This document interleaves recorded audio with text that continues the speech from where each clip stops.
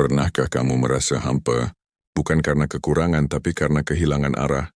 Kamu punya segalanya, pekerjaan, teman, bahkan cinta, tapi entah kenapa tetap terasa kosong di dalam dada. Ada suara halus dalam diri yang tak bisa kau redam, berbisik pelan. Apakah ini semua cukup? Apakah ini benar-benar makna hidupku? Dalam keheningan malam, kita tahu ada sesuatu yang hilang. Bukan benda, bukan orang, tapi makna. Sebuah rasa dekat dengan sesuatu yang lebih tinggi, yang dulu menenangkan kita, kini menghilang di balik rutinitas dan layar ponsel. Kita hidup di zaman yang serba cepat. Segalanya diukur dengan produktivitas, angka, dan prestasi. Tapi semakin cepat kita berlari, semakin jauh kita dari diri sendiri. Kita disibukkan dengan apa yang harus dilakukan, bukan mengapa kita melakukannya. Kita mengejar keberhasilan materi, tapi kehilangan arah spiritual. Dan ironisnya, dunia modern memberi segalanya, kecuali kedamaian batin. Kita tidak lagi mengenal sunyi. Setiap ruang diisi notifikasi, setiap kesepian ditutup dengan hiburan. Namun, makin banyak yang kita miliki, makin terasa kosong di dalam. Hampir semua orang hari ini tampak baik-baik saja di luar, tersenyum di media sosial, tapi banyak di antara mereka menangis dalam hati, kehilangan rasa makna dan arah. Itulah wajah krisis spiritual modern. Kehampaan bukan penyakit jiwa, tapi tanda bahwa jiwa sedang memanggil pulang. Kita kehilangan makna bukan karena dunia terlalu gelap, tapi karena kita jarang menyalakan cahaya di dalam diri.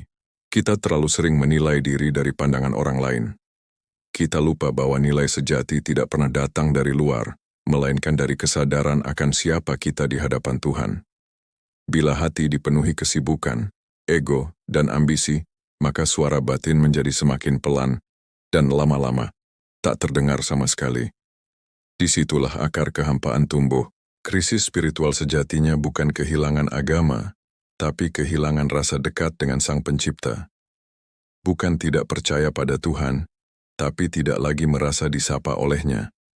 Kita terlalu sibuk menjadi manusia yang sukses, hingga lupa menjadi manusia yang utuh.